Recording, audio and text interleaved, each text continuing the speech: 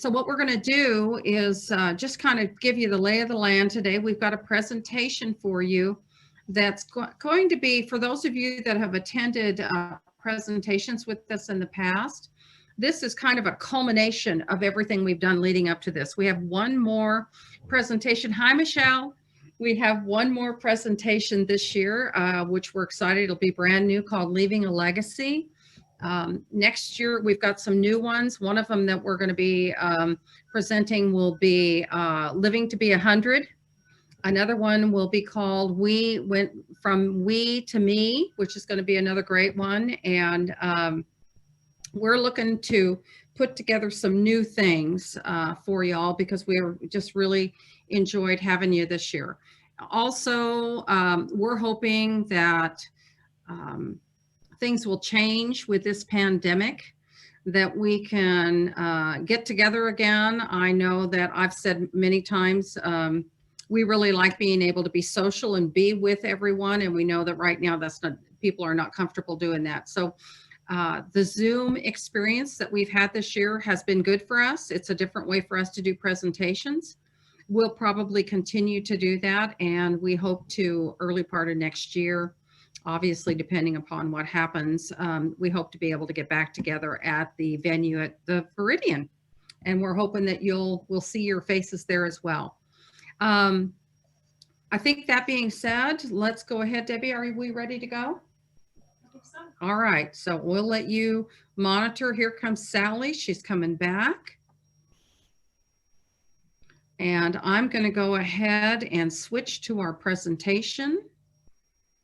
One of our presenters, for those of you that can see the screen, in the top, for me anyway, I know we're all sitting in different places, but for me, to my right is Larry Robbins with Robbins Estate Sales. And Larry is going to be talking with us today about a really important component that deals with right sizing. So look forward to hearing from him.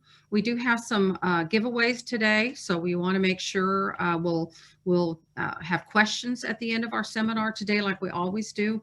But we're also going to have a time where we'll do drawings for giveaways. We have a little video that we want to play for you. So we're really trying to mix it up a little bit and make it sound different. And then also on our screen today, another one of our presenters is Dana Taylor with Dependable Packers and Movers, and she'll be sharing her part of our seminar as well. So I'm going to go ahead right now and switch from this view to share my presentation with you. It'll take just a second for it to show up on your screen if it hasn't already. Are we good? Okay, great. Great.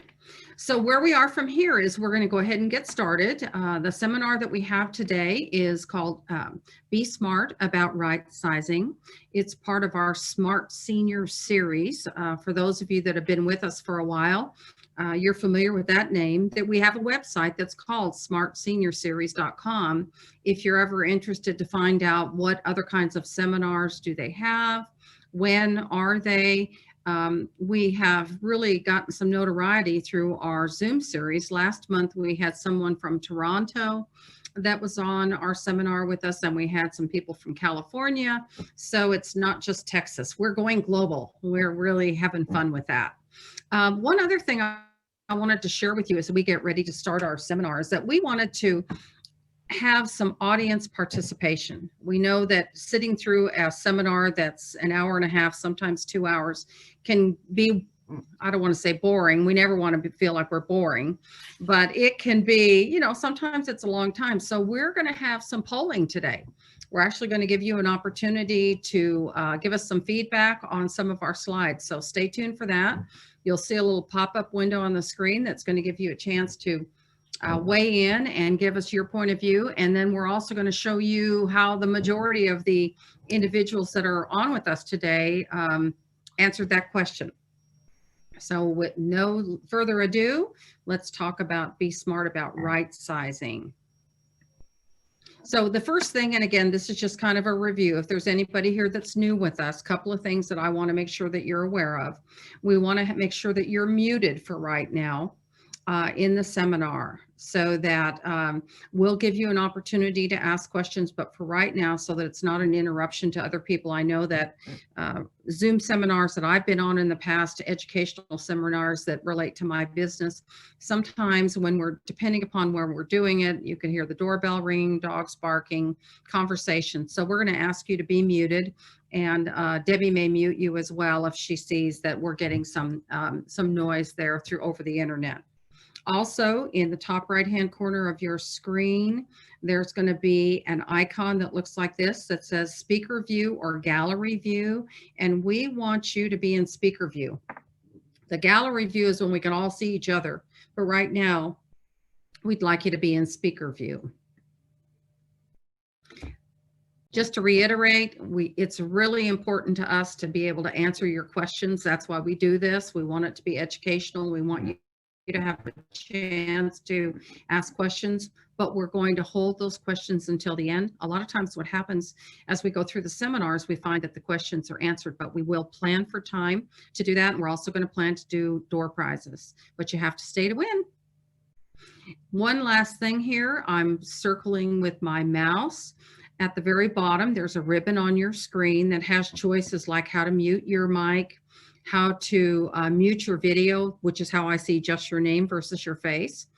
So if you want to be seen, you would unmute that by clicking on that little camera.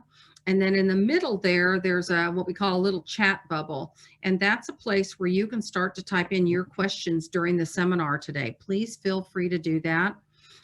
When we get to Q&A, Debbie will actually be going into the list of questions that we see out there, and we'll be able to answer those questions with our guest panelists and ourselves from that area. And then we'll open it up to you all as well. So keep that in mind. This is our team. We are the Sullivan and Sullivan real estate team. We are realtors in the DFW area, and important message, we are the owners of Senior Downsizing Experts. We developed our company almost 10 years ago now as we moved our own parents, and we learned that working with older adults is much different than working with younger adults when it comes to services that are needed. So we have built a great team around us. Most of us have been together for many years. We all have aging parents, as we all do, that we've learned from to develop our skills. I'm Ingrid Sullivan, for those of you that don't know me. My husband, John Sullivan, is not with us today. It's his birthday. So he is off doing something fun for his birthday. He's also a real estate agent and a rightsizing expert. Debbie Ford is always with us. She's the one that really orchestrates the messages that go out to you, the things that we put on our Dallas-Fort Worth Senior website. Debbie takes care of all of that for us. She receives your registrations and she prepares those things. And today, she'll be taking those of you that have entered into the seminar, she'll be taking your names and adding them in so that they'll be available for the drawing.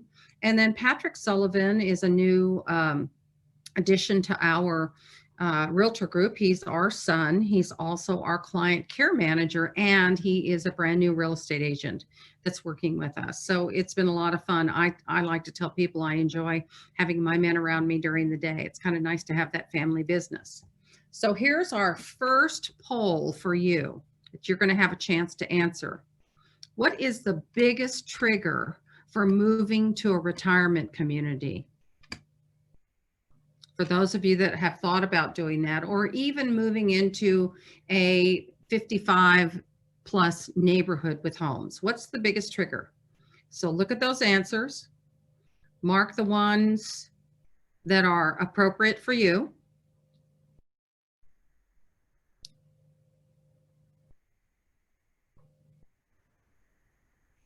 We've got just a few more seconds here. And then Debbie is going to go ahead and total up the polls. And let's see where we stand, Debbie. So the poll results, well, let's see, no longer able to drive, change in health, desire for social interaction, don't have very much of that. And I'm wondering if it's because of what's going on right now, but that's really a big deal. When you move into a smaller neighborhood, 55 plus neighborhood or retirement community, freedom from home maintenance. That's a big one there for a lot of people. I just talked to somebody this week that said, I am so tired of mowing the lawn and keeping up with my house. I'm really thinking about next year and what that's going to look like. Children and family encouragement and health change. But the big one for us today is the freedom from home maintenance. You know, as we've been sheltering in place, we're really getting a sense of what that is. We've always done those things, but now that we can't really go anywhere, they seem to be larger than they were before. All right, let's go ahead and move on. So looking at the triggers for moving to a senior community, and here again, just this graphic that we put together for you, you can see that the largest bars are health change for your spouse or partner, and a health change for you. A lot of people are making changes because of their health. I'm reading a book right now that somebody suggested to my husband and I. It's called Younger Next Year, and it's talking about older individuals over 50 and what's important in their health and how they can maintain a great life, feeling healthy into their 80s, 90s, etc. It's been very interesting. So keep that in mind. It's a good book, Younger Next Year. Moving right along. So planning is the key. And again, this is a culmination of all of our seminars. This is an important thing for you to keep in mind. You know, if you're thinking about making a change, you want to know what your financial situation is. Get your documents in order. We're going to talk about those special documents here in a moment. Investigate housing options. So right now, for those of you that are internet savvy, and a lot of you are because you're here today with us, this is the time to be looking online. Most of the retirement communities, as well as the 55 plus neighborhoods, have a website. They have floor plans. They've got virtual tours. People are available to answer questions. This is a great time to be doing that instead of just watching TV, for example. And the last one there, which I feel is really, really important, is to be able to communicate with your loved ones. You got to let people know what it is that you're thinking and what your plans might look like. Because after all, what's important here is it's about you. It's your decision. You're the one that is in the driver's seat. Share what's important to you about your next home. Let people know what you want to proceed if your health declines. You know, that's really important. If I were to make a move, I would like something like this. I'd love to live in a high rise. I'd love a view of the park. I want a place where I can walk my dog. I don't want to be in a high rise. I want to be in a smaller home. I want to be close to my church and my family. Those things are important for you to identify because not everybody remembers those things, especially in a crisis. So write it down and do that now. Let's talk a little bit about the real estate market because that's another important factor in decisions that we make, especially if you're a homeowner right now. You know, looking at this little chart that we have here for you, this is just for September of 2020. As real estate agents, we always get an update, but this is a reflection of the DFW Metroplex, and it's a median price. Of course, for those of you that have homes that are higher price, those numbers are going to be different, but overall, let's just real quick look at what we're seeing here. The median price is $291,000, which is 10% higher than September of last year. Right now, we have 1.4 months of inventory. So here's what that means to you. If not another house came on the market today, it would take 1.5 months to sell everything that's out there. Things are going really quick. As a matter of fact, September of last year, we had 3.5 months. So when we talk about the real estate market and we say there's a shortage of inventory, that's very true. There are buyers that are out there because the interest rate is 2.25% in some cases, or 2.75%. They can't find anything because they're going quickly. Over in the top right-hand corner where it says days on market, it takes about 41 days from the time that the sign goes in the yard until it closes, which is down 20% over last year. And pending sales right now are 11,495, which is 20%, 23% up over last year. So things are really very strong for us here in Texas. I did a little graphic for you. We just had an opportunity this week to sit through a economic forecast, and the gentleman that was introducing that to us said that the housing market in Texas is still very strong. And as you can see, over the last 10 years for Arlington, Dallas, and Fort Worth, and all the other cities as well, but I just picked the big ones right now, you can see that those graphics are doing one thing: up, up, up, up. So a lot of times the question that we have for people that are thinking about buying is, what price range do you want to buy at? Because as you can see, it's only an upward trajectory, and they plan on it staying that way for quite some time. There's several new businesses that are planning on coming to Texas, and of course we need housing for that.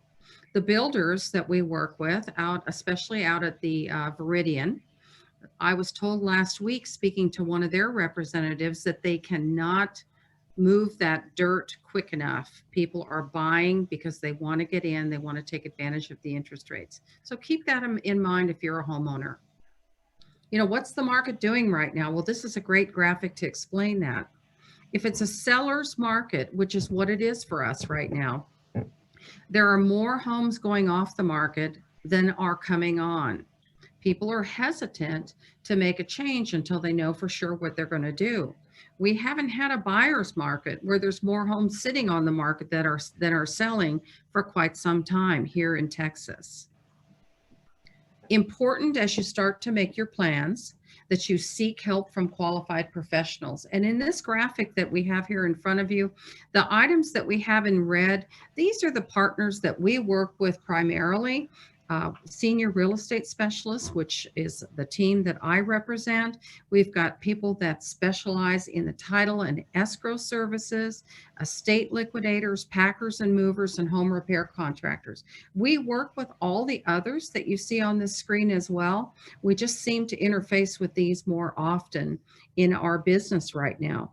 Our senior living communities are communicating with us and letting us know we have availability or we don't have availability. Our elder law attorneys are working with our clients, especially those people that have been impacted during the COVID, with making some changes to their documents so that they can go forward with everything being updated.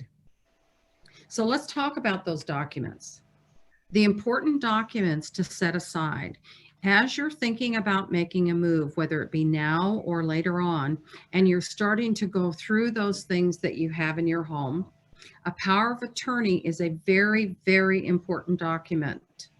If it has not been updated in many years, and I run across that all the time where people will say, well, we have one.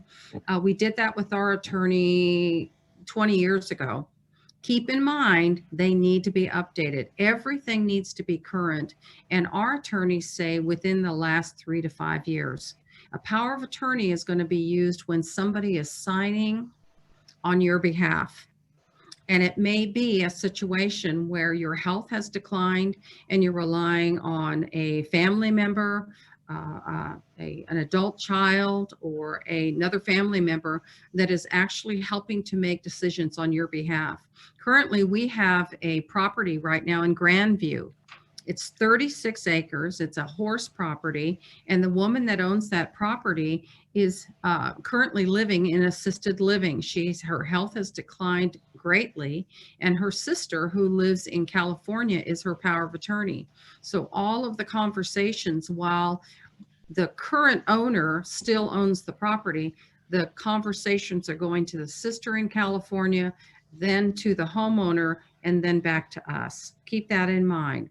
A trust, that's an important thing too. Several people have made decisions that they want to put their property in a trust to protect their assets.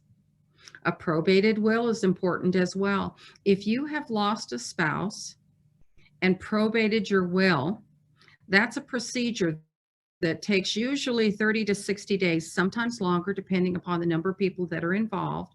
But if you have a pending real estate transaction, that probated will is going to be something that the title company and their attorneys are going to want to see.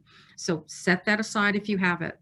An heirship affidavit is another one of those important documents. If you haven't probated your will, the heirship affidavit is something that the title company's attorneys will look at, and it actually is a document that is sent to 4 disinterested parties that can vouch for you that you and your spouse lived in that home a certain number of years if you don't have a probated will. You can see that we've got a little picture on the screen that has a drawing on it. That's called a survey.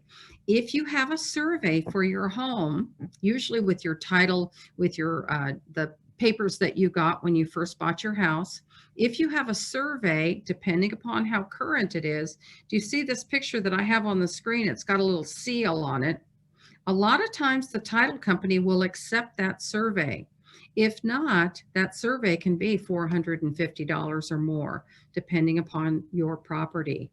And then the last few that we have here, HOA is Homeowners Association.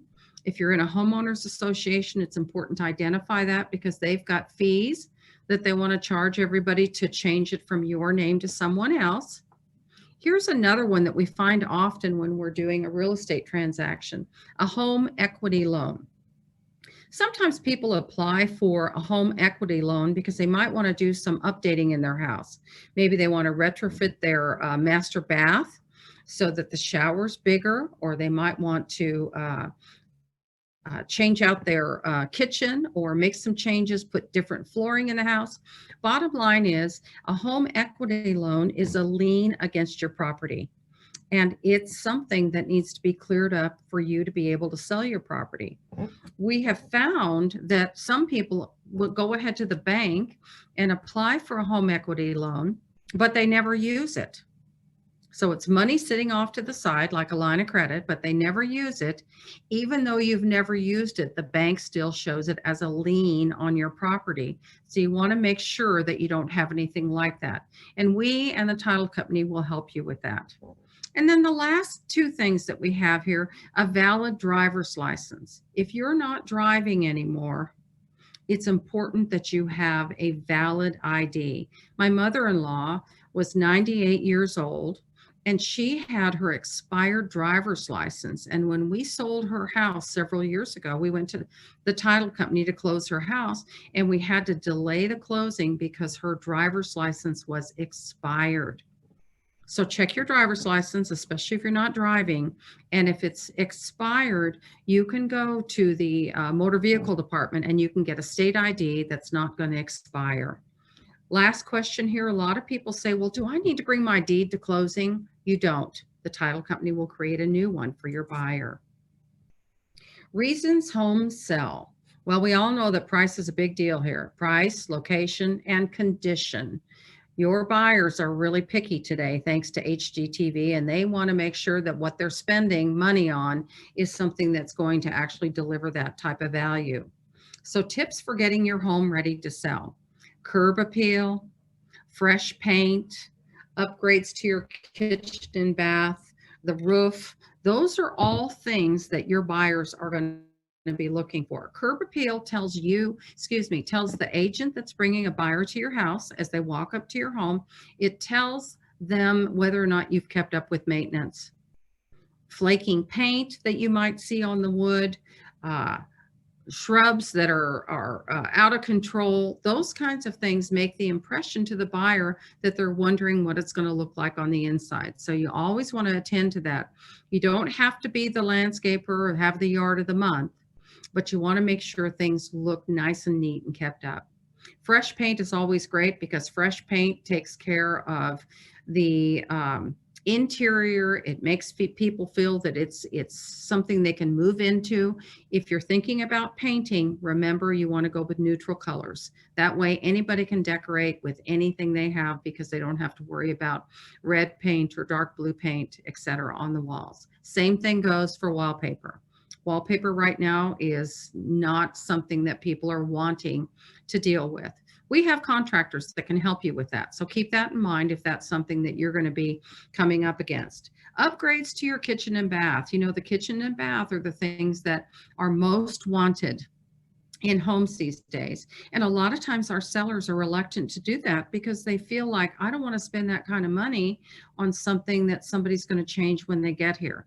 So those two places are the ones that seem to bring the most value. In addition to having your standard things like the roof, make sure that your roof is in good shape because that's going to impact the new buyer's ability to obtain homeowners insurance. So last thing that we have on here is note that selling as is. A lot of times people say, I'm not doing anything. I want to sell my house like it is. Selling as is doesn't necessarily mean that in a Texas real estate contract. It means that your buyer still has an opportunity to negotiate repairs, whether you choose to do them or not. And we can discuss that further with you as we get to questions, if you like, or separately one-on-one.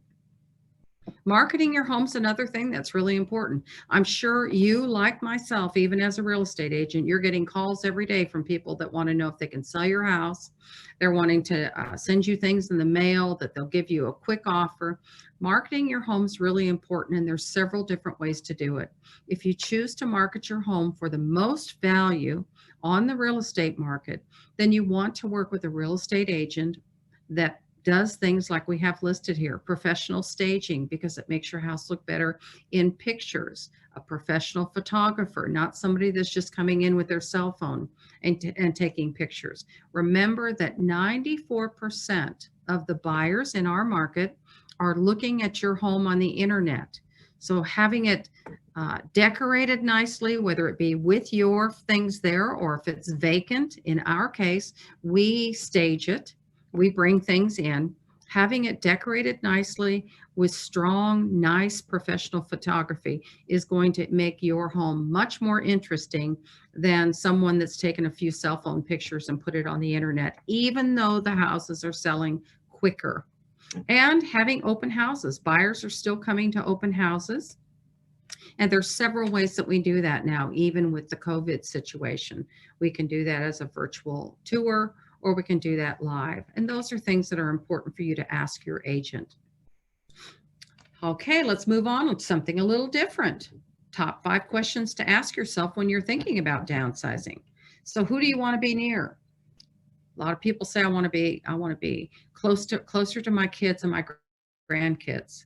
What do your kids think about that? Do they want you living closer to them? In most cases, the answer is yes, they do. What is your budget? So we talked about financial planning early on. Now we're going to talk about your budget. How much do you feel you can spend safely? This is a conversation with your CPA or your financial planner so that you know how long will your money last you? Because a lot of people ask that. Am I going to outlive my money as people are living longer these days? What's important in your next home? Open floor plan. I want 2 bedrooms. I only need a 1 bedroom. I want to be on the first floor. Will this be your last move? And I can tell you from experience, we specialize in working with adults that are 55 plus and older. A lot of our clients say, this is it for me. I'm making my very last move. And I can tell you that I can name 5 of them on my right hand that have moved at least once, if not twice, since they moved from the home that I met them in initially. Keep those things in mind. Never say never. Senior living options. And again, this is a chart that we've talked about in many of our presentations. So we'll just briefly go over that. There's several different types of living options available to you. There's aging in place, garden homes, condos, townhomes, and active 55 neighborhoods like the Viridian and the Elements. Independent living, retirement community. Independent says you get your own apartment, you still have a kitchen, you can still do everything that you've always done, but you also have meal options where you're going to have a menu that you can choose from for 2 meals a day. You get other things as you can see here: housekeeping, maintenance, security, and it's private pay, meaning that you're paying for that. Assisted living, again, you still have your own apartment, but your kitchen is minimized. No longer have an oven. You've got a microwave and a refrigerator. You have plans that help you do things like um, help you with dressing, help you with medicine, um, help you in general because you need a little bit higher level of care. Here, you can use your Medicaid waiver. Those of you that are veterans, there's also going to be options for you for veterans aid and attendance as well. Memory care, we all know about that. Memory care is another higher level of care, but the security there is more than what you would have in the independent and assisted. You actually have a secure setting so that we don't have to worry about you or your loved one getting lost within the community or the neighborhood that surrounds that. A lot of times we see silver alerts now on the highway as we're driving, and many times it's for people that are struggling with memory. Skilled nursing is the last stop here that we have in the yellow bar, and skilled nursing is set aside for 24-hour care with a nursing staff, but it's also a place for rehabbing. Sometimes if you have to go to the hospital, for example, you've had a knee replacement, or maybe more common, a hip replacement, you might not be ready to go home right away. So sometimes you'll go to an assisted living community. Oftentimes you go to skilled nursing so they can really watch over you for 24 hours before you're able to go back home. And the last one that we have down here is life care community, or called continuing care retirement community. And briefly, what that is a combination of all the things that we see here. And we have several of those here in Texas, depending upon where you live. Some are buy-in for larger amounts, and they keep you there till the rest of your life. And others have a community fee. One of the sponsors that we have with us today is the Waterford City View, Broadway City View, excuse me, Waterford Broadway City View. And they are a continuing care retirement community. They have a community fee. You can stay there the rest of your life. They've got all types of living that we see here, which is much different from some of the others that are out there, like Trinity Terrace or the Staten. There's actually an entrance fee to move in there, which may be as high as $400,000 or $500,000 to move in.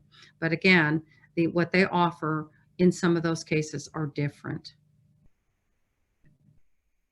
Evaluating a community.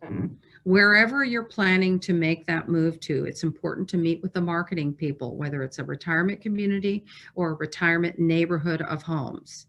Ask questions about the community. Yesterday, one of my clients said, well, I like the idea of a smaller home, but I want to know what makes that different. What does 55 plus mean to me? What makes it different? What are the neighbors like? What do they do there? Schedule a tour of the floor plans. Enjoy a meal or a social event there. Right now, that's a little bit harder to do in the retirement communities. Some of the independent communities now are allowing guests to come in.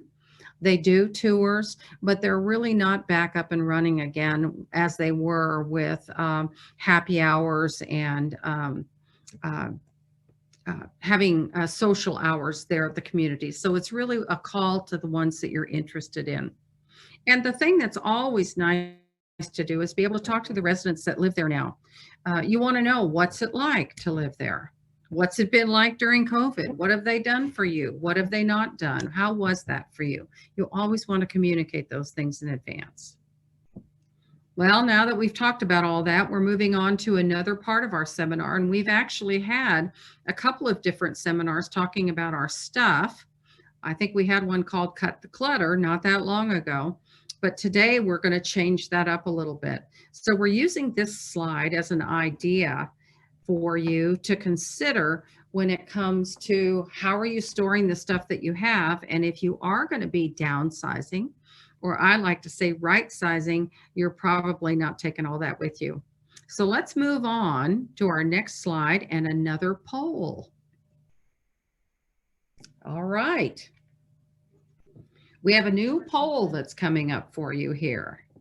I believe that poll is going to be asking you questions like, does your garage have room to park 1 car, 2 cars, no cars?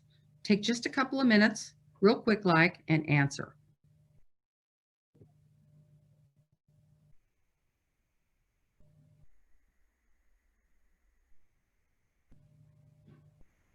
Okay. So we're going to go ahead and share the polling results, and it looks like the majority of us can park at least 1 car in our garage. 73% say they can do that. Second in the running is, yes, I can park 2 or more cars. Wow, that's great. Okay, we're going to go ahead and move on. Let's look to see what this slide tells us.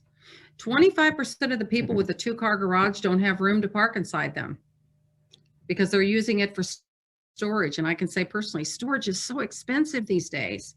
I have a storage that I started out with, a bigger one, to store my staging tools for my homes and then some things for ourselves. I started out there at $85 a month. It's $160 now. It's just disgusting.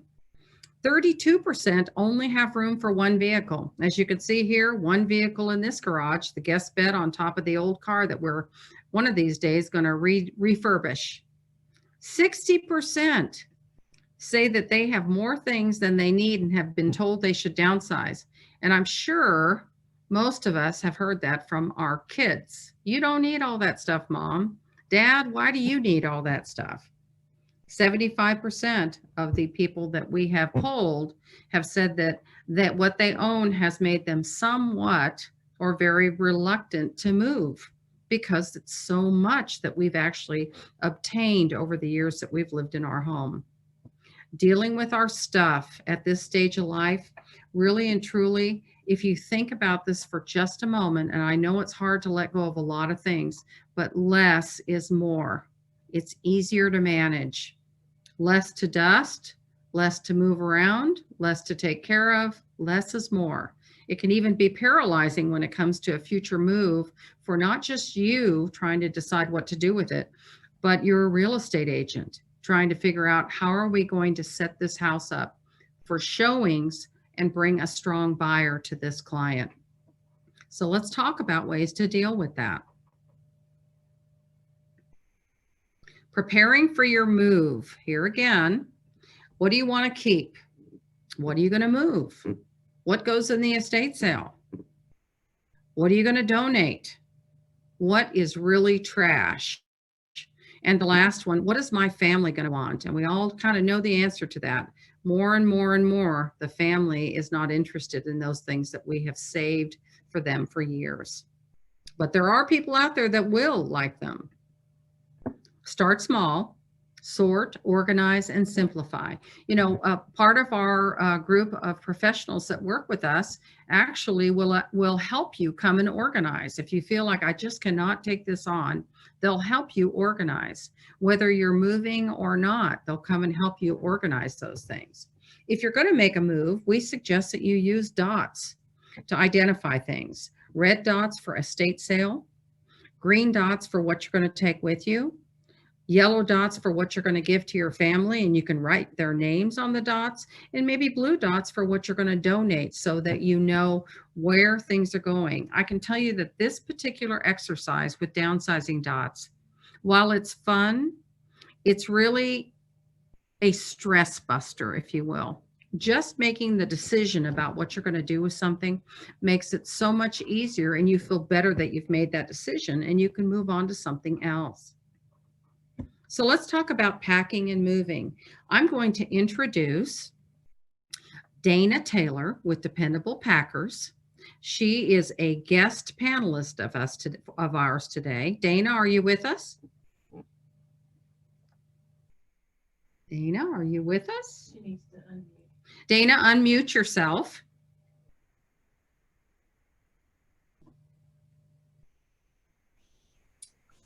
Sorry, I thought it was unmuted. I'm here. Okay. So Dana, we're getting ready to talk about packing and moving. We've got a couple of slides here for you to talk about. And what I'd like for you to do, it's been a while, I'd like for you to introduce yourself and your company to our audience, please. Hello, everyone. My name is Dana Taylor with Dependable Movers and Packers. I've been in business for 21 years. Believe it or not, that's how long I've been packing and love doing it. Most of our packers are all females. Well, I say most, they all are all females. So we have a great time. They do a great job. A lot of our clients defer to them. I will be honest with you that when I met Dana, one of the things that appealed to me personally was that she had women packers. No offense to you guys that are on today, but women just have a knack for packing things great. And the especially guys, China. yes, China for sure, and special pieces that you have loved for years. So they do an excellent job. So we've got two slides here for you, Dana, and actually two pictures on this slide. And I'd like you to just kind of talk about a comparison between using a company like yourself, Professional Movers, versus people using friends and family. What do we have? So using professionals is definitely the way to go for so many reasons. One is you don't have to rely on your family saying they're going to show up and they don't show up to help you pack and sort and move and things like that.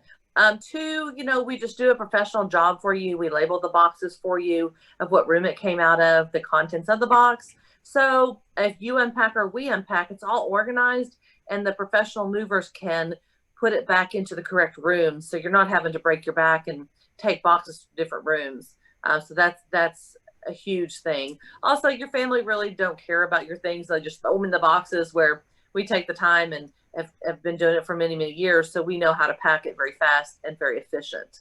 So big difference. I would we will say, be there on time. We have no excuses. Where your family and I do think would. that's really, I think that's really important, Dana. And I know that one of my past clients that comes to mind is she's mentioned that, there were some boxes that she didn't want you to unpack for her that you left behind, and they were not in humongous boxes that she couldn't push or move around herself. They were actually, it was manageable for her. Right. A lot of the big van line companies use extremely large boxes so they can step on them and walk on them and things, but we don't. We actually use smaller boxes for that reason, because a lot of our clientele are elderly and need smaller boxes so they can carry them. Right. So this picture that we have here is just kind of a demonstration, Dana. This is one of your girls that works with you? Yes. That's Susan. She's one of my main packers. She runs crews when we've got multiple crews going out. The other picture is a great picture of us, or our boxes that we just packed. And so they're all organized, they're labeled. If it's fragile, it has a fragile sticker on it, and out of the way. That's just very important. We don't leave them just in your way. We tuck them out of the way.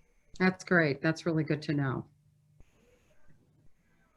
So, one of the things that, Dana, that happens when I go on a consultation, for example, with a client, and they're planning on making a move to something smaller, which is typically what it is. Once in a while, it's to something bigger, but a lot of times it's something smaller.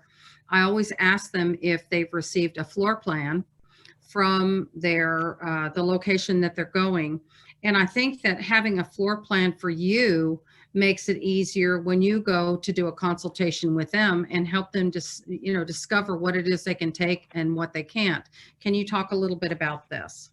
Yes. So some people are just really attached to certain things in their home, which is understandable, but they can't take it all. So I try to help them figure out what's going to fit in their apartment. I literally have a bunch of diagrams of different apartments in different places throughout the Metroplex that I can just when I come to meet with you, we can go over what's going to fit and what's not. Because it's not fun at all when you get to a new place and you took way too much furniture. It's very overwhelming. So we plan ahead and make sure all that's going to fit. That's great. That really does make a difference. I mean, here again, it says a lot for what you're going to be willing to let go of and not, because like Dana said, it's not fun when you move into the place that you're going to and you feel very cramped there. And now you got to worry about who you're going to talk into coming and getting the rest of that stuff out of there. So keep that in mind. Planning is important. And Dana's very skilled at helping you figure out what will work and what won't. And I'll give you an idea for a lot of people and a lot of these apartments, for example, that people are moving into. Your 9-foot couch is probably not going to work for you. Correct. But Yes. Dana, you might suggest that they get themselves a brand new love seat, which is always fun, getting new furniture and maybe a couple of recliners, and that serves the purpose of being able to still entertain, right? Exactly. Get rid of the long couch and get like a love seat with a sleeper. So if you do have company coming from out of town, you've got a bed for them, and you don't have to worry about, oh, they're going to stay in a hotel and things like that. A lot of our clients do that. That's really great. I forgot about the sleeper idea. That's a great idea. And today, those sleepers aren't that bad. Yes, so they've come a long way. I remember they were when I was growing up. Ooh. Yes, they were horrible. So here again, we're looking at decorating your smaller space. And one of the things that we found to be a great benefit working with Dana and her company is not only will they pack you, but they will unpack you as well and help you do things like you're seeing here in the picture. And we've put some examples out here for you to consider. And Dana, talk a little bit about helping people and the things that you do once that you get to their home. So unpacking is such a neat thing. So many of my clients love it because they're unpacked and boxes and trash is all out of the way within a day or two of moving into the new place, so they can start settling down and have a great home. So we can do all kinds of packages. Some people just say they want us to do everything. We unpack, we organize, we hang pictures, we hang curtains, we make beds, we do anything and everything that's needed. Some people are real particular and really want to put their china back in their china cabinet. Well, we just unpack it and set it on the counter. We can do that. But we also put, like, if we do a china cabinet, we do put it back how you had it. We take pictures of it, and so that way we can get it back exactly how you had it. This morning we lined some cabinets, a bunch of cabinets for a lady, and just unpacked, and she put it in the cabinets because she was real particular where she wanted things. And once she saw, we decided that we had a good idea too. She's like, oh, never mind, just put it all in the cabinet. So we ended up unpacking and putting it in the cabinet. So that's great. I know that one of the things that I always love about you and your team is that the way that you split the girls up in the house when you're doing a packing for them, especially if you're going to be doing an unpacking, that the same person that packed up the kitchen is going to be the same person that's going to unpack the kitchen in your new home, so that as close as possible, everything matches like it was from the old home, which is really nice. Exactly. Makes it easier to be more familiar with things. One last thing before we move on, I wanted to talk about, Larry's going to talk a little bit about things that sell and things that don't sell. And we found that a lot of people have special china that they like from their, within their family, their mother's china, their grandmother's china, etc. And a lot of times the decision is made not to take those things along. What's something unique that you can do for somebody that really wants to remember that special china set, maybe from their great grandmother? We've got several neat things that we can do. One, we can do a little small chest that goes on the wall, and we can take a place setting of each china piece. That way it's displayed, and most of the time they use those dishes as well for their everyday use. But if not, they just sit there on display. I also did a quilt rack, and I hung it on the wall for a lady that had made a bunch of quilts, and her mom made a bunch that was no longer with her. So we actually hung it up on the wall, so it saved floor space. So she still could see them, but enjoy them every single day. Yeah, it's artistic. And I think that the other thing that I'd seen before is you did like shadow boxes, where you had the dinner plate and the salad plate and the saucer and the cup of that particular set of china. So there's things you can do without having to have the entire set there, but to have that memory, which is good. And that's one of the things to our audience that, is important about working with somebody that specializes, like Dana does, in packing and unpacking and helping with the move is that you want somebody that's done that enough times that they can really help you be creative and offer ideas to you on what to do next, because you do want your smaller place to feel like home right away as much as possible. Would you agree? Absolutely. Okay. Absolutely. Well, we're going to go ahead and move on then, Dana. Thank you for that. Absolutely. So now we're going to talk about what do we do with the rest now that Dana has helped us figure out how we're going to pack stuff up. So, what we're looking at here is we're looking at garage sales versus estate sales.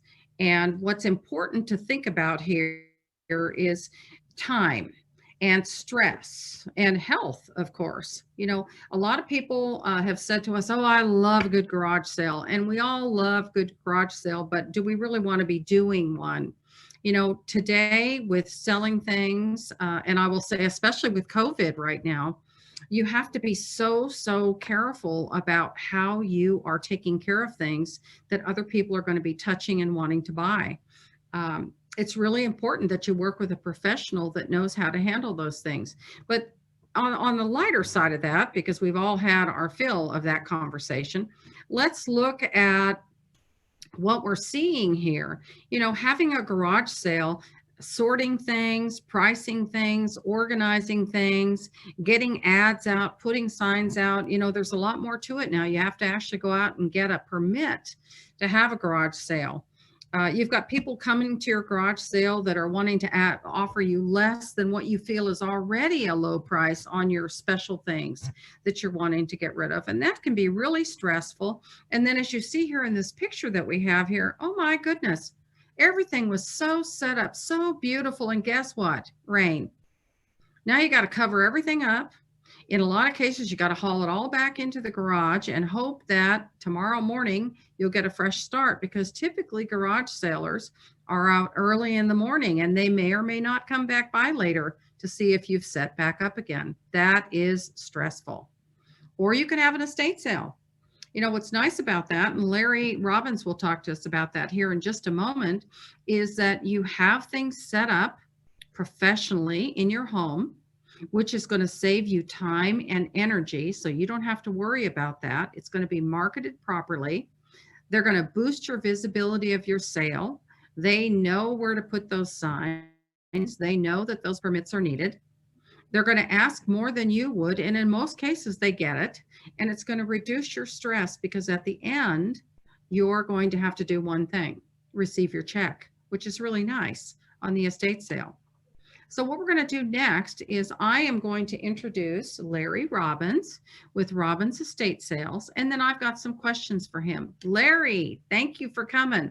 Introduce yourself to our audience. Good afternoon. Good afternoon. Again, my name is Larry Robbins, and for 20 years, my wife and I have been offering our estate sales services. Interestingly, 8 or 20 years ago, if there were 8 sales in the month, that was a big month. And I've said this before, probably this weekend, there will be at least 100 sales. There's typically 100 sales. Dropped off a little bit with COVID, but it is picking up. Well, that's good, Larry. That's great. Well, let me ask you some questions here that we have on the screen. So a lot of people, we always talk about estate sales and garage sales when we're meeting with somebody. And a lot of people have the hesitancy to do that because, well, they're not informed, for one. They don't feel there's going to be value in that. And I disagree in how that's done. Of course, it's working with someone like yourself that's a professional that does this full time, not just on the weekend as a hobby. But let me ask you some of these questions. So, what is the minimum sale? What does that mean? Because I know that can be different in lots of different places around the country. Okay. For us, when we first started out, we set a minimum of $5,000. There needs to be, I have to look at it and say there's at least $5,000 worth of merchandise here that we can sell to make it worth the clients, in their favor and ours. Most companies nowadays, and there was about 8 or 9, 10 companies back 20 years ago. Today, there are probably in just this area, over 100 to 150 companies. A lot of new ones have cropped up with doing sales. But again, the minimum for us is $5,000. And I will come out. We started out by going to your home. Let's do a walkthrough, and I can give you an estimate, and then we move forward from there. That's great. That's great. So how long does it take to set up a sale? Well, that depends on the sale. Typically, it's about 2 weeks to set one up, an average sale. A hoarder sale might be like a couple we've had, and it took 6 months. But on the average, no, it takes about 2 weeks, 2 to 3 weeks. And Larry, you made that comment, hoarder. What's a hoarder? A hoarder is someone who loves stuff. And there's probably there are two different kinds of hoarders. One that you see on the Hoarder Show, where they're climbing mountains of things and trash and paper. And then those are others that are, let's call them collectors, who have things all in their house. And that's, so that obviously takes a lot longer. Okay. Okay. So how do you advertise a sale? What makes you different from the way that I might do it as a garage sale? Okay. Well, number one, having been in business 20 years, we get a lot of referrals. But the other way that we advertise, we have a website. And then for the actual advertisement of the sale, we have groups that have followed us for a long time. We probably have, on our email list, we have probably 800 to 1,000 people now.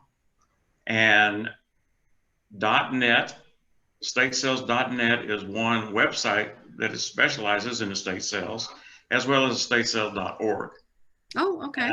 But the number one way of reaching out to the people we call customers are by Facebook.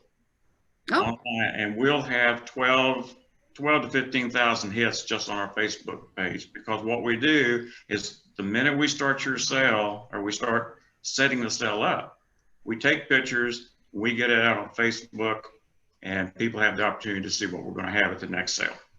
That's great. I know that it's eye candy on Facebook. Yes. So, sometimes people will say to us, well, I know that I need to make a move, and an estate sale is what I want to do, but I really want to just be able to stay in my house while the sale's going on. People ask, can you live in the sale can you live in the home while it's being set up? And Larry, what do you think about that? Ingrid, for us, that it's a good question, and it's never worked for us. I am on a Facebook page of estate sale liquidators all across the country. Over 1,000 of us are on that private Facebook page. And it's pretty much agreed across the board that you just can't do one where the individuals are living there. We've tried it once, and it took about 3 to 4 times as long.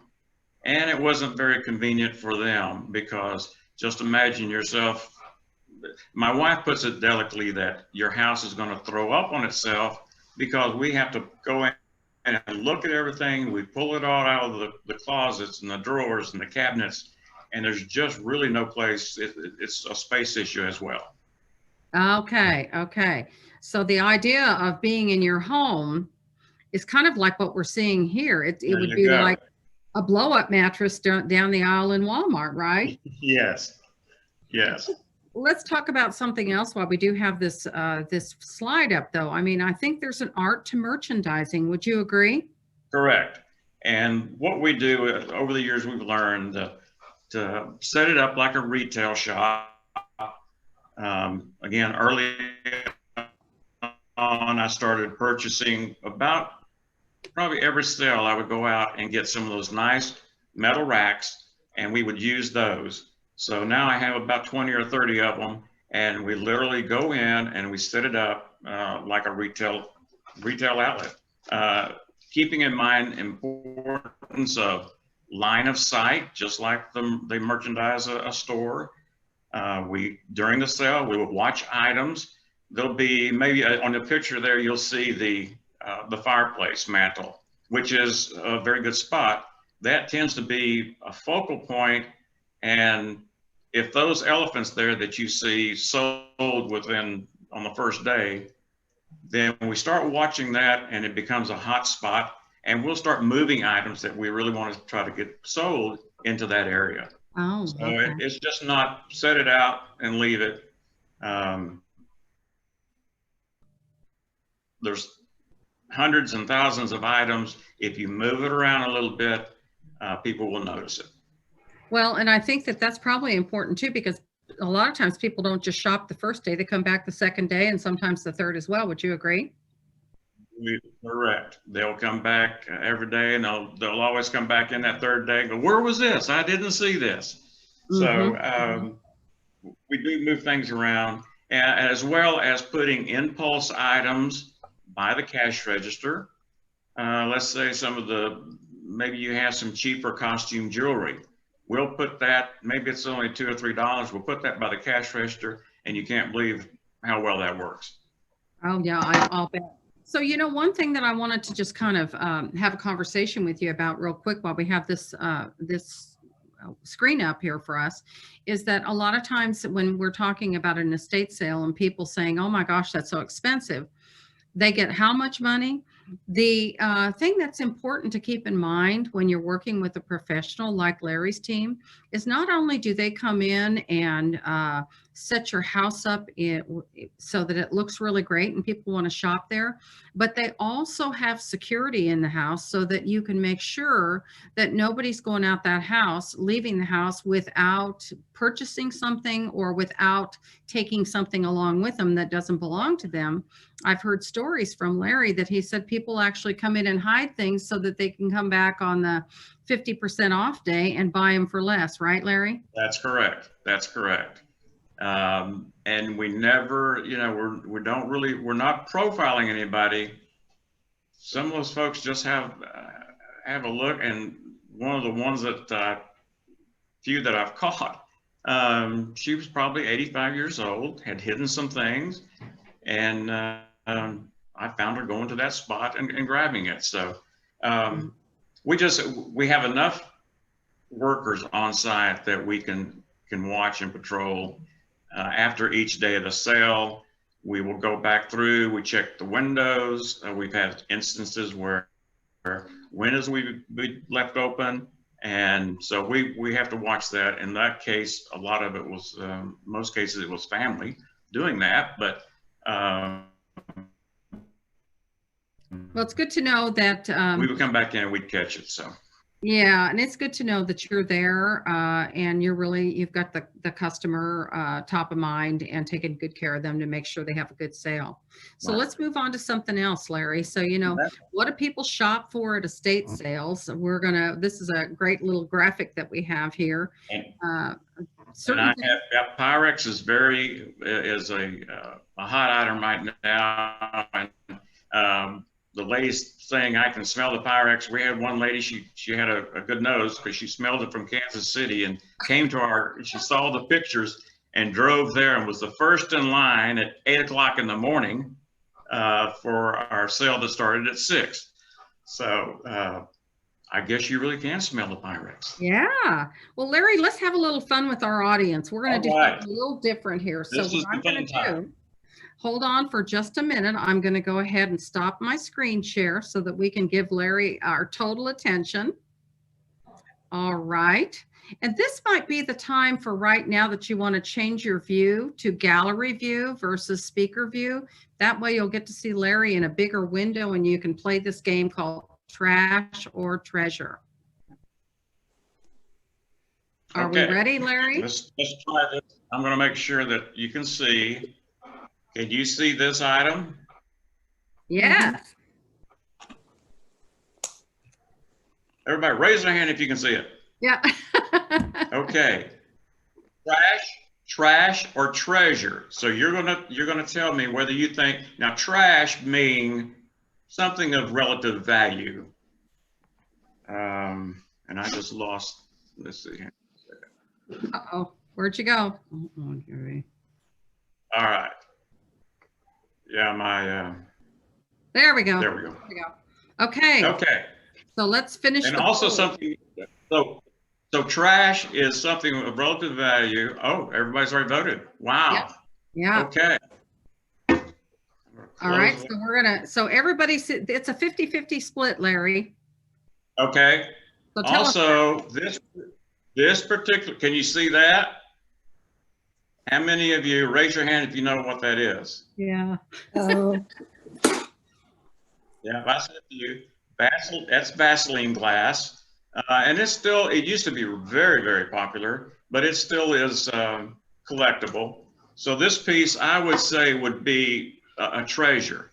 A treasure, again, being something that somebody's going to pay a decent price for. Okay? Why do they call it, what do they That's call number it, Vaseline glass? It has uranium in it, and it was once believed that if you had too much of that in your cabinet, that you were going to get radiation poisoning. Well, the scientists tell us that's not the case. So you can buy all you want. Okay. Next item. Trash or treasure. It's a little juice glass. So is this worth a little bit of money, or is it very collectible?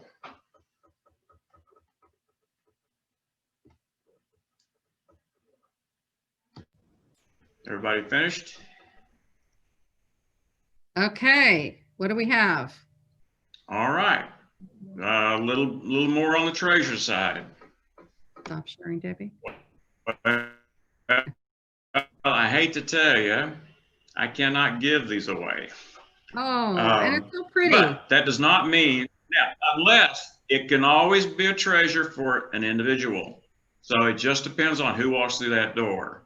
Okay. Especially the clear, the little juice glass that used to come in, I think they had, what was it, strawberry jelly and all kinds of jellies. We get a lot of those, people save them.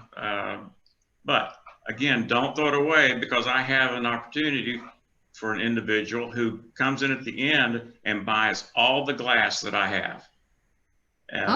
So you're still selling it. So, okay. Okay. What else you got, Larry? How about this lovely item?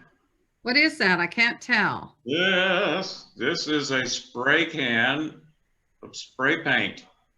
How many of you think treasure, trash, or treasure? Okay, what did we say? What's our audience say?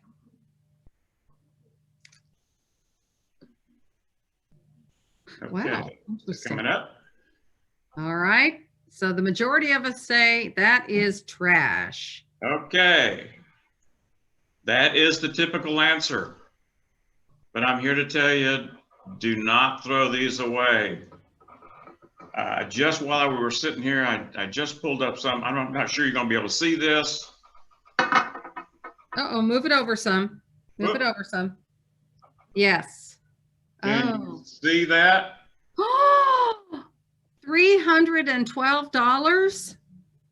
Correct. So that just sold this past week. There is a new thing. It's kind of like the Beanie Babies of past. They are purchasing spray cans. Some of them don't even have the paint in it. That has the paint in it, it's because maybe they're refurnishing a car or an item that was back in the 50s or 60s or whatever, and they want to use original paint. So people are buying paint.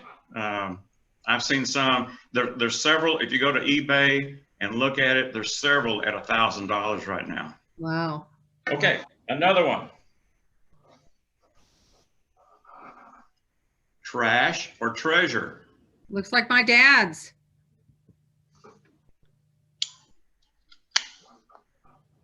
Huh. Okay, let's vote. Okay. All righty. You thought treasure. Wow. Very good.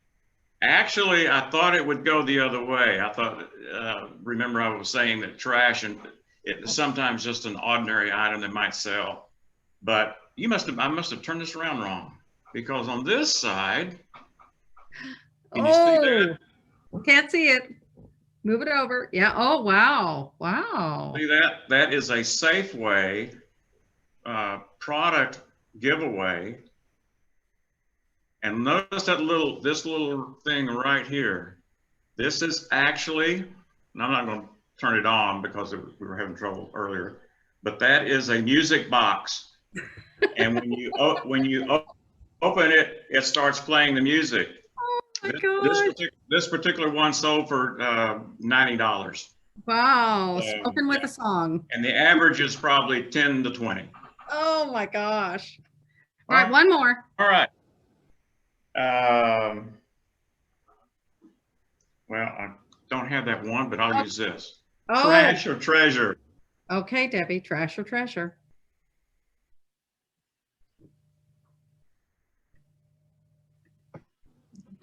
Okay. See, All right. what times are changing. Boy, It's a treasure. I could have held up, I guess, toilet paper at the very when we first started.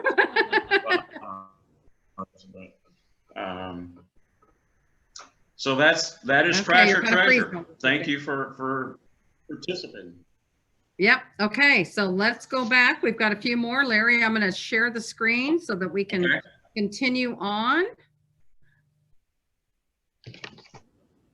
with our presentation today.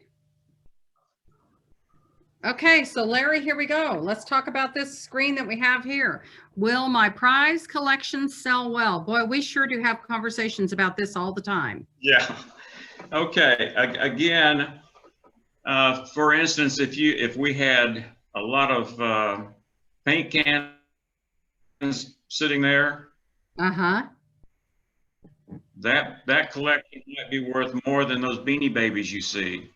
Now, don't throw your Beanie Babies away because there's always maybe one or two that are worth some money, but on average, these are only bringing $1 to $2 a piece. Now, if you're like one lady that we did, she had 500 Beanie Babies.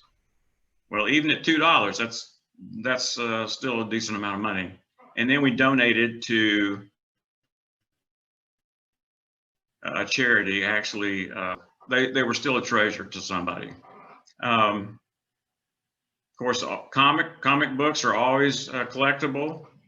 The important thing there is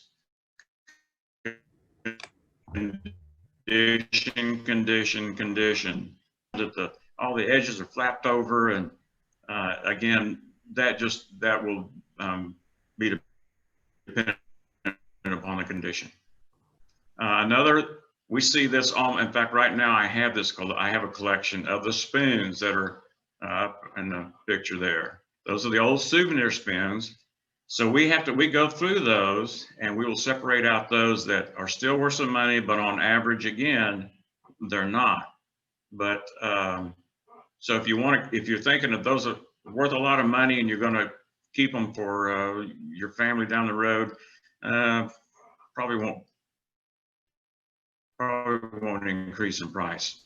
Okay. The important thing to remember about collections is it brings the people in. When you have a choice of more than one thing, people tend to also buy more. So they'll come in, they may not like the blue bear there, but they might need the lion. So collections do tend to sell well. Okay, let's move forward. Or help to sell. So here we have another just kind of a summation of things that sell in a sale. And Larry, just for time's sake, if you'll kind of briefly go over this slide for us, that would be great. Okay. Tools always sell. Again, that's a big draw. Even more than selling, people, if they see tools, especially the men, they'll come out to that sale. That's China, that blue China. Again, it depends on the China. I hate to tell you, ladies, but China is down. The kids don't want it. You can't. You put it in the microwave. And I hate to tell you what most people that buy China do with it. They break it up and make tabletops. So, but it's at least still going to a good cause. Again, Pyrex is always good.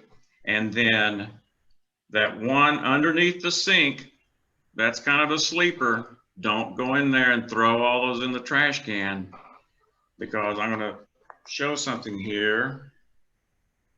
Typically, we do this for trash or treasure, and a lot of people say that it's trash. Well, here is 25 cents, 50 cents, 75 cents, and $1. So depending on what it is, that can actually look under your cabinet and see how much of that stuff you may have there. Do not throw that away, because that's actually worth money, and it almost always sells, because people who their business are cleaning houses, they hit their regulars at our sales, and they'll go in and they'll buy a box load of this. And again, men's ties, I don't think I've worn a tie, well, except to maybe a funeral or maybe to church, and forever, but they're still valuable. People still buy them. We take out the ones that, or we'll look at the ones to sell that are maybe worth a little more than the others. And the others we bundle, and guess who buys them? The sewers in the group. They will come in and they'll make quilts and blankets and things to hang on the wall. And so all of those are almost anything. We cannot believe sometimes what sells. But everything has the potential to sell. So what you take away from this is, don't throw it away. We can always do that later, but let us go through it first. Yeah. Yeah, Larry, I know that that's a conversation that you and I have all the time. Yes. I have people say, oh my gosh, I've got so much junk here. I need to get rid of that stuff before he comes over and has a look at it. And we always want to tell people, don't do that. But the other thing too, that I think that I've learned from you, I've done a sale with Larry one time. That was quite an education, something I don't want to do again. And I'm so glad he does.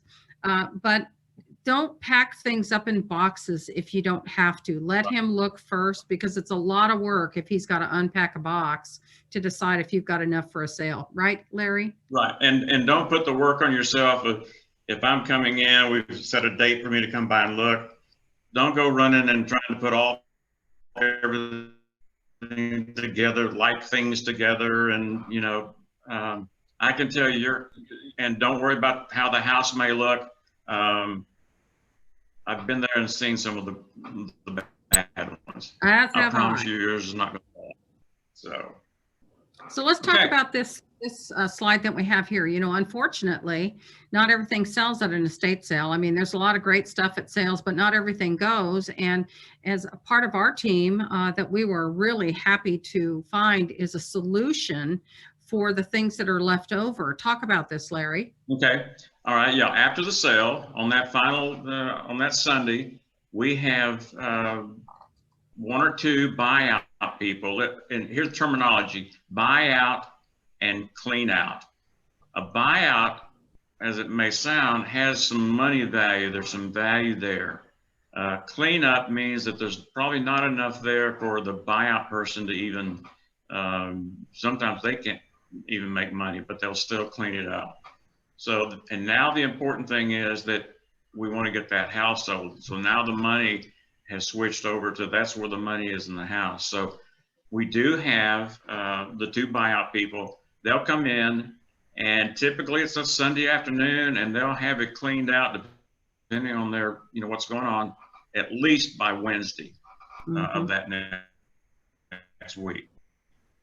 Yeah. So that's very important to not only Ingrid and getting the house sold, but for you as a client to not have to worry about that. Now you can always say, hey, I would like, if the piano doesn't sell, I want the piano, or if great grandma's quilt doesn't sell, I would like to have that back. That is fine.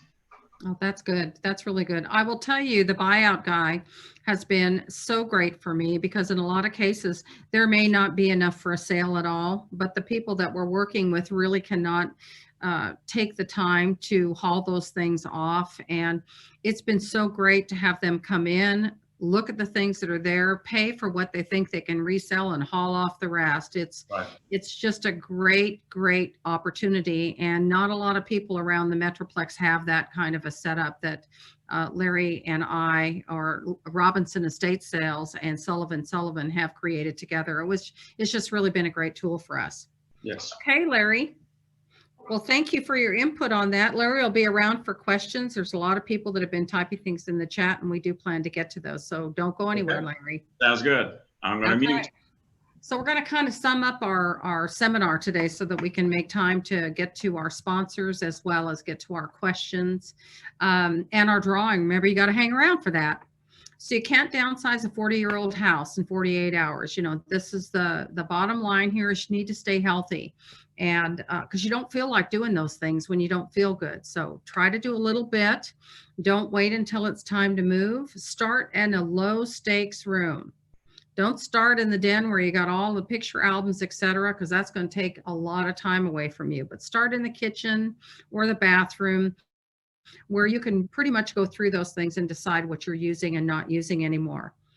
There's some holidays coming up. We got Thanksgiving this month. We've got Christmas next month. Take those sentimental things and set them aside. And this is a great time to talk to your kids and your family about what do they want so that you really know what to do with them. And I will tell you, over the last couple of years that John and I have been sharing the Smart Senior series with you, we have both lost our parents. And it means everything to know that the things that were left behind, that we have an idea about what those meant in their family so that we can share that information now in our own family. And the last one down there, which makes the most sense, think of it this way. I just recently cleaned out my closet because I had so many things all over the place that I couldn't find what I needed. And I decided I just needed to straighten things up and make it look better. And it felt so good. It felt like a fresh start. Guys, think about when you get in there to the garage and you organize all your tools and everything's where you need it. It feels so good. So we need an opportunity these days to feel like we have a fresh start, and that would be a way to start it. We want to finalize with, why would you choose a team like the Sullivan and Senior Downsizing Experts is that we are certified senior specialists. We focus on 55 plus. But we belong to a very unique group around the metro, not just the Metroplex, but the country that we share our techniques with. Our goal, this is the most important thing for you to remember, our goal is to respect your timeline and needs, not necessarily quick, but what feels good to you. We work with boomers, we work with seniors, we work with children of aging parents, and a lot of times with estates. Larry's a part of most of those things that we do together. We have strategic relationships like we saw today with Robbins Estate Sales, and Dependable Packers and Movers and contractors that we work with. But we're very picky about who we work with because we want to make sure that they're respectful and passionate about working with our senior clients. We like to think that we offer you a complete solution. So we want to thank our sponsors today. We have a opportunity for them to share some things with you. I think we have some sponsors on, don't we? Yes, we do. All right, Debbie, let's go ahead then and open it up so our sponsors can have a moment. We couldn't have done what we've done all year or years previous without having the sponsorships that we do. And by the way, real quick, I want to make sure that I make a correction. I believe I said Waterford at Broadway City View, and it's the Watermark at Broadway City View, the Watermark. Okay, So who do we have? Start with David. David Leslie. Hey, it's David Leslie. Can y'all hear me? Yes. Hi, I'm with Mutual of Omaha Mortgage. And if you're thinking about right-sizing and buying a home in an active adult community, say a Del Webb community or Robeson Ranch or one of the smaller ones like Ladera or out in Viridian in Arlington at the Elements, I can help you get into that house for about 50% out of pocket and no monthly mortgage payment. So I specialize in the HECM for purchase. If you reach out to me, I can get you a copy of a home buyer's guide, tell you how it works, and be happy to answer any questions you might have. But that's what I do. Thank you, David. David's got a great product. He's very easy to work with. He's not a pushy salesperson. He can answer all your questions. And I would encourage you, if you have an opportunity, if you're thinking about a smaller home, maybe something newer, like we talked about earlier, you would definitely want to set aside some time with David. And we'll make sure that everybody's names and phone numbers are available to you. Thanks, David. Who else do we have? Yeah. We have somebody from Davidson Law. I'm not sure. Okay, we have someone here today from Davidson Law with us. Hi guys, can you hear me? We can. Hi, sorry, my computer's over there, but my screen is over here, so I promise I'm looking at you. I'm working remote today. I saw Larry's ties. I should probably buy one of those ties. Yeah, who do we have? So my name is Micah, and I'm head of operations here at Davidson Law Group, and our firm is led by two attorneys, brothers James and Matt Davidson. And we currently have offices in Fort Worth and Allen and Tyler, Texas. And we're soon opening a fourth location in the South Lake Keller area. And we specialize in three distinct areas. The first is estate planning, which is wills, trusts, powers of attorney, directives, deeds, that kind of thing. The second is elder law, which includes benefits qualification for Medicaid and VA, and also asset protection in preparation for long-term care. And the third is probate. And so you can find more information about all of the practice areas at our website, and that's yourtexaslegacy.com. And you can even schedule a free consultation there if you have questions about those practice areas. So happy to be a part of the program, and thank you to the Sullivan and Sullivan team. Thank you, Micah. That's great. Congratulations on your adding to a new office in South Lake. These guys do an excellent job. A lot of our followers for our seminar series have spoken with the Davidsons. Just like with David Leslie, they'll do a consultation with you. And they've got some great, I think John and I have set up a trust for ourselves with them. Larry Robbins has used their services. Several of us have had an opportunity to meet with them. Thank you very much. Who else do we have? Thank you. Bertha. Okay, Bertha Hurls. Hello there. How's Hey everyone there. doing? Good. My name is Bertha Hurls, and I hold a license with the state of Texas, and I'm with Dignity Memorial. You may not be familiar with Dignity Memorial, but you may be familiar with some of the funeral homes that we're affiliated with. We have 33 funeral homes and cemeteries and crematoriums in the DFW area. You may have heard of Laurland, Dallas, or Fort Worth, Moore Davis, Moore Bowen, Sparkman, Bluebonnet Hills. We just have a plethora of different locations. With my license, I'm able to work with you and to look at the importance of pre-planning. So I would like the opportunity, if anyone have already pre-planned, if you have your plans in place and you just want someone to look over them to make sure everything is just the way it should be, I'd be happy to do that. Or we can start fresh and look at pre-planning. I have the availability to do a virtual appointment with you, or we can meet at one of our locations with social distancing. And so please reach out to me. I would love the opportunity to speak with you about pre-planning your funeral, cremation, or cemetery property. And remember, when you have a consultation with me, everything is free. So you don't have to worry about anything. It's information only until you're ready to put your plans in place. Thank you. Hey, thank you, Bertha. And, Bertha has set up the funeral plan for John and myself, and also for my mother-in-law. She worked with our family to make sure that we got all of her plans in place before we lost her this past May. And Bertha was really great to do that. Thank you so much. And thank you for being a sponsor. And we have Dana. Dana Taylor is next. Dana is not only is she Dependable Packers, but she's also a sponsor to the Smart Senior Series. Dana, are you still with us? You might need to unmute yourself.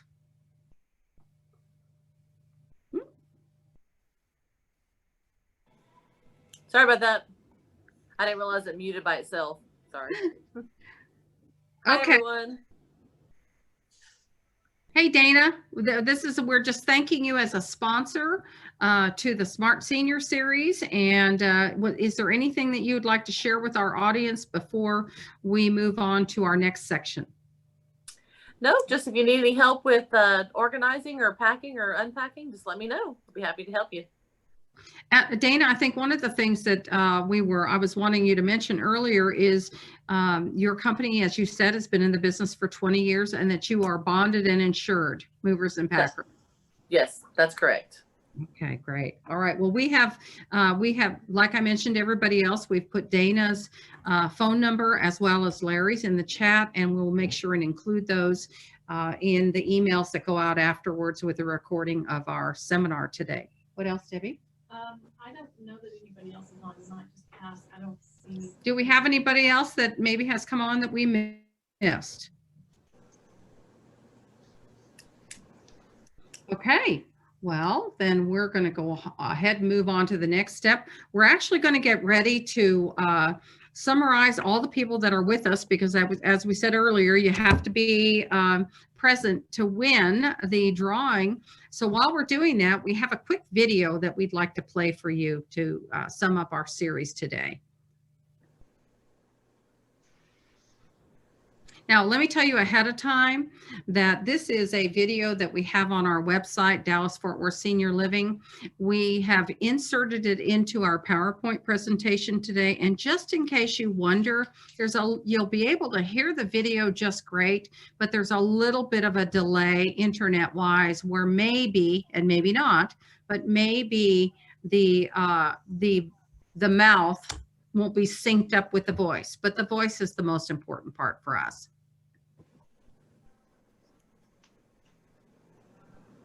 Okay, well, I'm here today with Doris Woodard. She is a client of ours that we are just closing on her home here in Mansfield, and she's moved to the beautiful Watercrest independent living, and I'm so excited for her because now she has an opportunity. We've downsized. She's going to upsize her life now and get to traveling. Absolutely. Cannot wait. Yeah. Look so forward to this. Well, good. I'm excited for you. I'm excited to start receiving the postcards from you traveling all over the world now. I'm excited about sending them, believe me.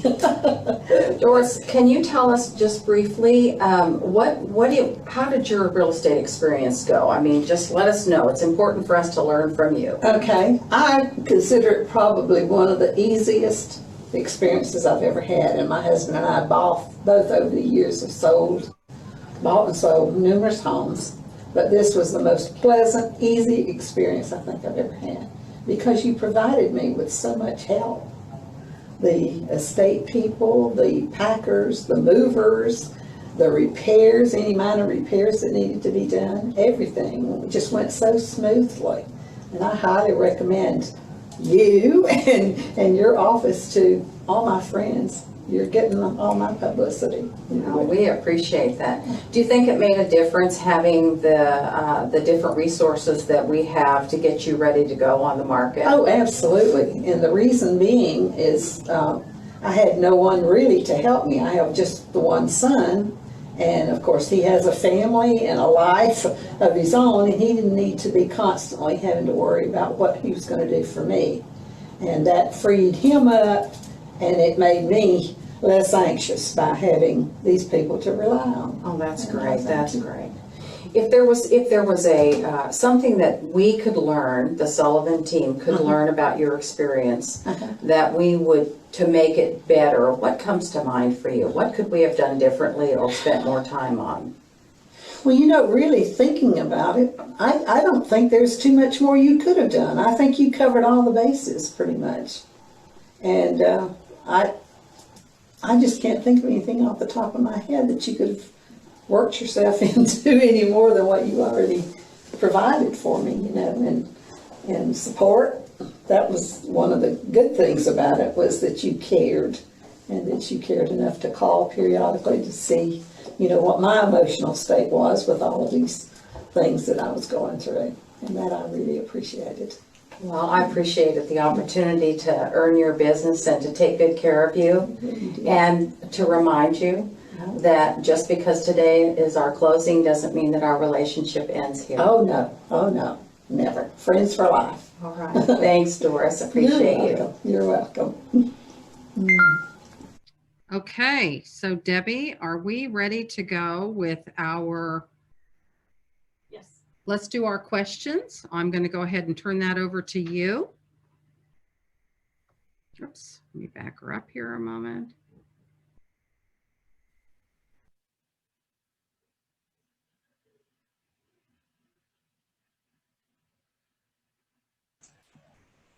Okay, can everybody hear me?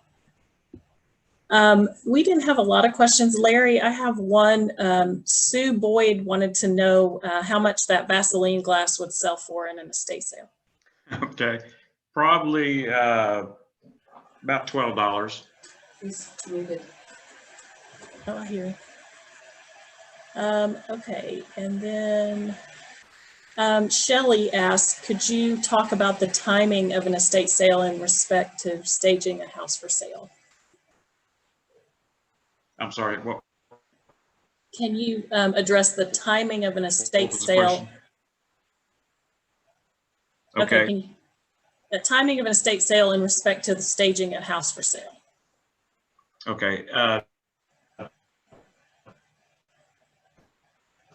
Typically what would, to stage it, it takes about 2.5 weeks. We typically have a 3-day sale, and we do Friday, Saturday, and Sunday. A lot of folks thought they were getting a jump on other companies by starting maybe a Thursday or Wednesday, but we still find that the Saturday, Sunday gives a lot additional people, more people that are what we call end users, and not so much people that are buying to resell, which they're going to be willing to give, pay a little more for something that they're going to use and that they really want. So that's, we do a 3-day sale. Currently we're booked up probably till mid-December. So we're probably looking at the start of next year. We need to really probably a month to 2 months, give us a call. So that if you're planning on doing that and want a January or sale or February, we need to go ahead and contact us. Okay, and Sharon wanted to clarify your minimum for a sale. Okay, it's $5,000. In other words, there has to be at least $5,000 worth of sellable merchandise, and that brings up a good question. Sellable merchandise is merchandise you own, not that you're renting or not that you promised to somebody else. That's actually happened, but no, I can give them, I can almost within a week, sometime in the next week, could come out and take a look. But it's $5,000 worth of sellable items. And it needs to be a full house sale. In other words, not just, I want to sell a couch, a table, and, a few dishes. That wouldn't be enough. Okay, and Ingrid may want to weigh in on Okay. this one. Do you have the estate sale after the house has sold, or do you do it before you list? Go ahead, Ingrid. Okay, on that particular question, well, it kind of depends on the calendar for the estate liquidator that we're working with. I know that I just had a house that I had was ready to put on the market in Fort Worth and Ryan Place, and there were so many things in the house that it would be hard to pack it all up and set it off to the side so that we could do pictures. So the homeowner and I talked about the timeline. We got together with our estate liquidator, and they had a time in their calendar that worked out where we were actually able to do the sale prior to what was really nice about that is that as people were going through the estate sale, we had flyers. For example, we've done that with Larry, where we've made up flyers about the house coming on the market. So people are walking through knowing that that house is going to be coming up. We've had a for sale sign in the front yard that have let people know that that house is going to be coming on the market. And we were able to Larry could take names and numbers for us to contact from the sale. So that's how that's worked for us in the past. Primarily, it appears that it works better to have the sale first and put the house on the market after, so it's cleaned out and we can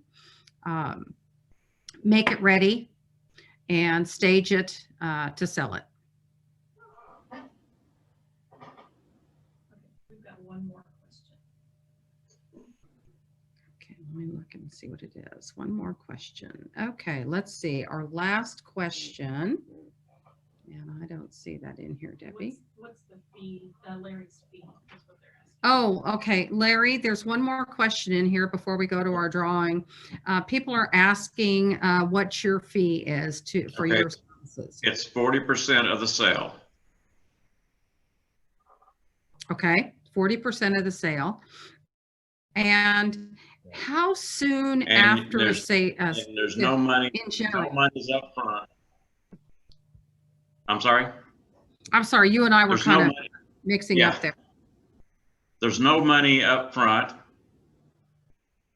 It's all taken out of the proceeds of the sale. And in general, how long after the sale before someone receives their payout? Within the week after the sale. That's good. That's good. And I do have liability insurance also. Great. That's great. Okay. And we had one more come in. One more question. Would a furnished house show better for sale? The question was, would a furnished house show better for sale? And here again, the question, the remark there would be, it depends on the furniture in the house and how much of it there is. When we are working with a client that actually has a furnished home, we have a professional stager that comes in. We hire her to come in and she will professionally stage the house so it looks good with pictures. And in some cases, that's really great. If our client has already moved and they are, the house is vacant, we bring in staging. We don't bring in a lot of furniture, but we bring in pictures and flowers and things in the bathroom and things in the kitchen. Sometimes we set up a kitchen table or a dining room table, depending upon the timeline. Things are selling so fast right now. Even minimal staging is good. We don't like to have empty house, 4 empty walls, because it doesn't look good for pictures. So to answer that question is, will a furnished house sell better than a empty house? The answer is, it depends on the house itself and the furniture that's there. We always take pictures of the house with a professional photographer in the event that we think that the seller is going to move once the house goes on the market, so that we have those pictures available online and in our home book for people to see what size furniture, for example, fit in that bedroom. Could they do a master bed, king size bed with a large chest of drawers and etc. So we always want to make sure and take advantage of that so that people can see both ways.